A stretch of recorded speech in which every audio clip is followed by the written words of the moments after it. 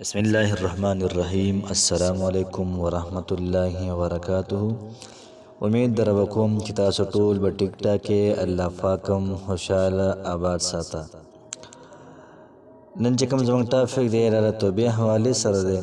بعضې ملګري داسې وایي چې زموږ نه زنا وشي او بار بار توبه وباسو بیا هم رانه زنا کېږي، بار بار توبه وباسو بیا هم رانه زنا کېږي.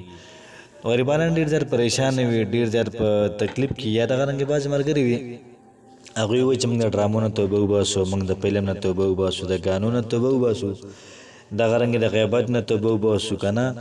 نو څومره چې موږ توبې وباسو دومره زموږ ګناه ته بیا زړه کېږي. دا ولې؟ نن به انشاءالله د هغې د حل دپاره ډېرې زیاتې بهترینې او ډېرې زیاتې اعلی خبر به کوو. دغه یوه خبر ځان سره نوټ کړه، بیا په دې باندې لږ شانتې سوچ وکړئ. زموږ لومړی خبر دا ده چې کله زموږ نه ګناه کېږي ولې کېږي؟ د ګناه چې کوم محفل دی هلته موږ ورځو ځکه ګناه کېږي. د ګناه چې څومره محفلونه دي دا به لږ شانتې پرېږدو. چې کله موږ دا محفلونه پرېښودل نو زموږ نه به ګناه نه کېږي.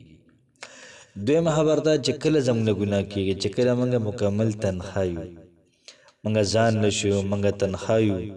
نو چې کله سړی تنها وي نو دی به همها ډرامې فلمونه ګوري، او کله ورسره داسې څه ملګري وي یا دغه رنګې کور کې نور خلک ورسره وي د بیا ډرامه فلم ته بیا نه شي کتی. نو دویمه خبره زموږ دا شوه چې تنهایي دا به نه اختیارو.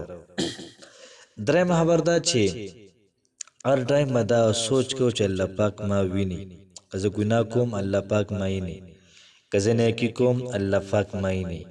څلورمه خبره دا شوله که موږ نیکیانې کوو نو زموږ اوټو آدم علیه السلام له ځي، هغه پې مضبوطېږي او خوشحالېږي. که موږ ګناه کوو زموږ اوټو دا شیطان له ځي نو شیطان پې خوشحالېږي، مضبوطېږي پې، دغه ډله چې کومه ده دا مضبوطېږي. نو موږ به ځان سره عهد وکړو د ګناه ځایونو ته به نه ورځو. دغه رنګې کوم چې نیکان خلک دي د هغوی ملګرتیا به اختیار کړو، هغوی سره به کښېنو.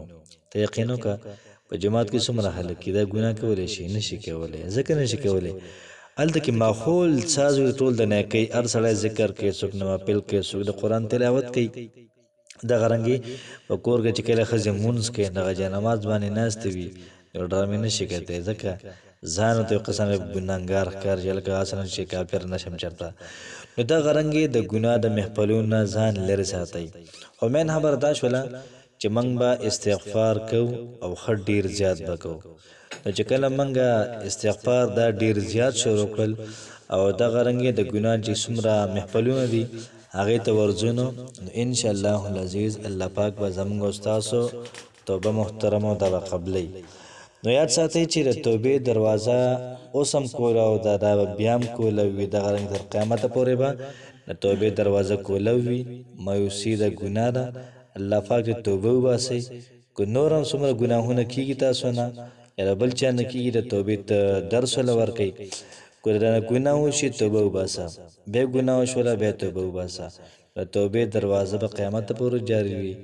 نو مایوسه کېدل دا ګناه ده. الله پاک هم خوشحاله ساته. السلام علیکم ورحمت الله وبرکاتہ.